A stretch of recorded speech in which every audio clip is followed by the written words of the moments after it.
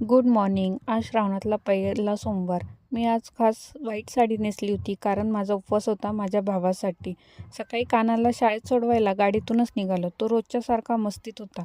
घरून उपवासासाठी खिचडी आणि कुरकुरीत पापड्या घेतल्या होत्या. तुम्ही काय खाल्लं?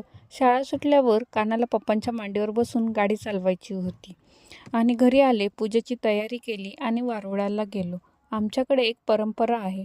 नागपंचमीच्या आधीच्या दिवशी वारुळाला पूजा करायची. 4 लाकडी काठ्या लावतात, त्यांना दोरा गुंडाळतात.